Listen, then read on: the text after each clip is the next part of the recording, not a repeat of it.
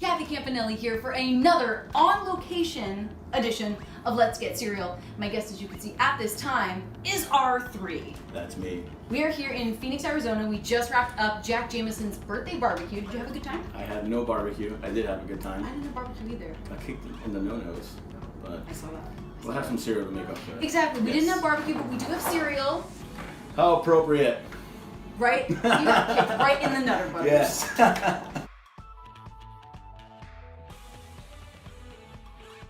Let's get cereal.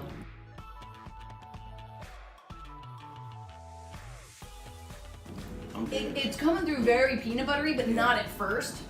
Yeah, like builds up. Yeah, because I feel like at first I was like, okay, this just tastes like milk-soaked cereal. But then it's like as you keep crunching along, it's like, oh, there it is. Yeah. There Just it is. comes in with the kick. Texture-wise, it's cool. It reminds me a little bit of, like if you just ate the peanut butter Reese's Puffs. Yes. Mm-hmm. Yes. One of the things we do on Let's Get Cereal is we get cereal. So R-3, tell me about your wrestling journey. How long have you been going? What you've been doing? I've been at it 6 years now. Mm-hmm. April 13th, 2013 was my first match. Okay. I trained for about a year before that. The first incarnation of championship wrestling from Arizona, the one we don't speak of. And then, but now this championship wrestling from Arizona are doing pretty well. Silver Spotlight. Met some really cool people. Can't complain. I love it.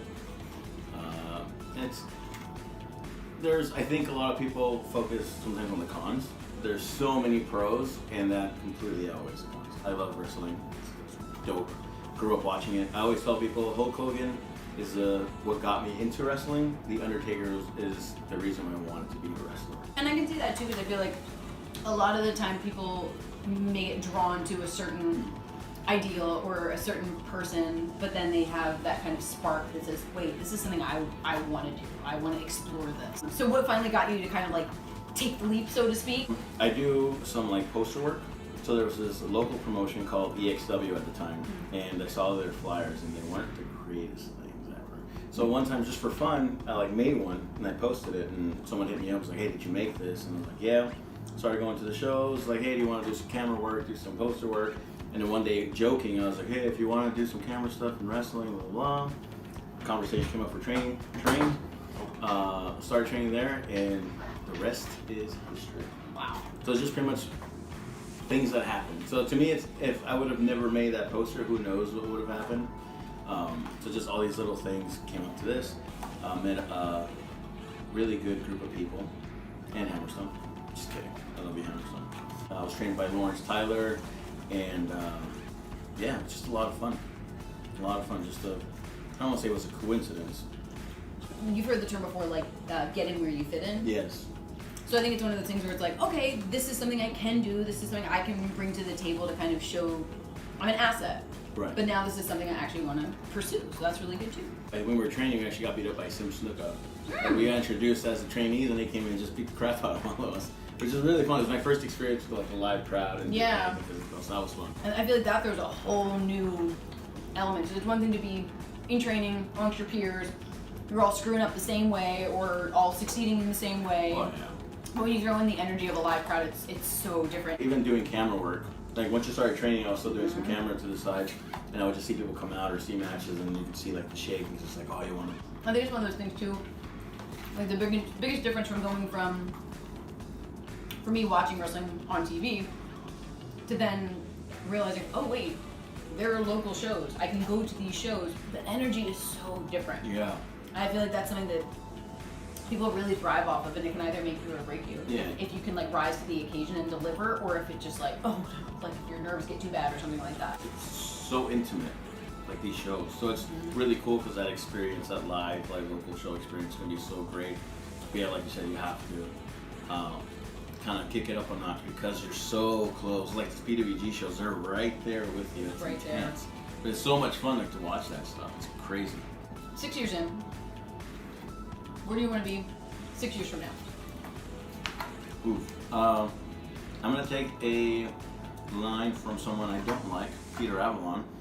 I don't want to say I don't care what I'm doing, but I think as long as I'm in pro wrestling, in the business, and I can get to the point where like I'm solid, I'm good, I think that's like the goal.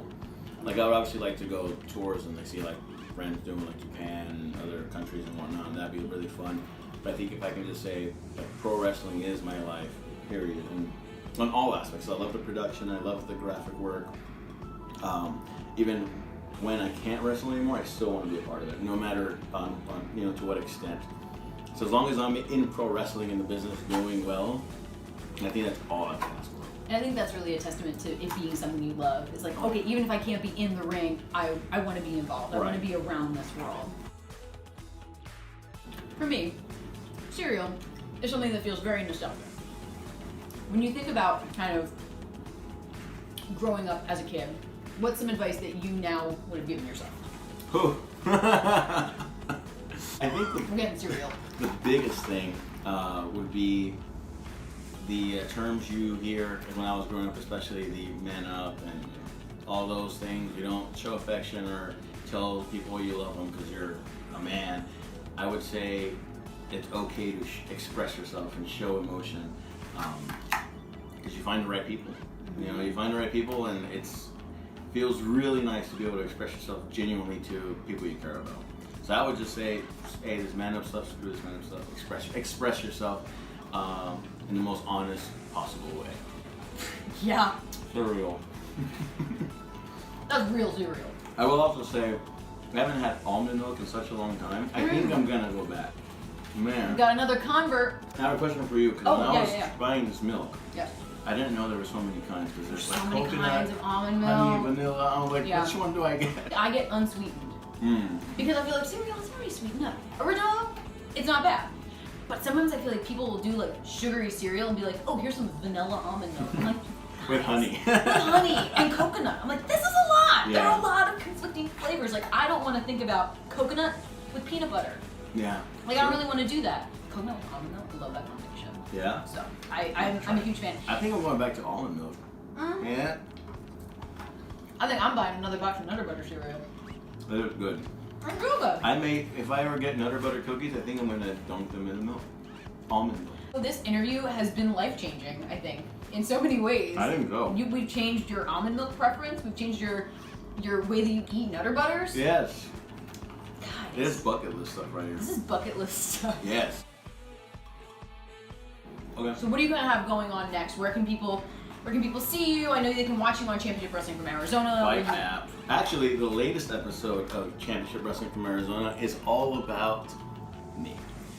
Yes, it's the Revenge Tour 2019, where I express how much I don't like Peter Avalon. So watch that.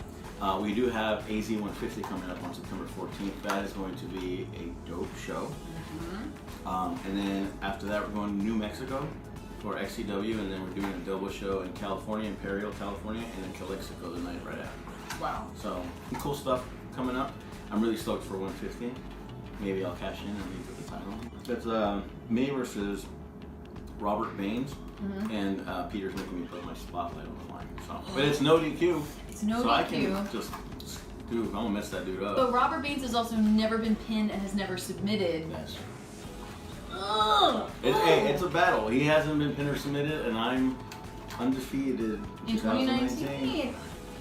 This stuff is palpable. So Be there. be there if you're around Phoenix or in Mesa is where the taping will be at the Nile Theater, correct? Yep. So if you're around Arizona, check it out in person and see all the action. If not, you can catch it on the Fight app. Tuesdays. I know you're a little behind, but I'm gonna do my bottoms up. I'm gonna let you finish your cereal in peace because I made you talk a lot, and then I also gave you way more, so I was not helping you in any way. I'm like, here, take all this cereal. Now I'm gonna ask you all these big questions. Oh my God, go for it. Yes, yeah, bottoms up. This is done. Boom. Boom. Thank you guys so much for joining us for Let's Get Cereal, and we will cereal next time.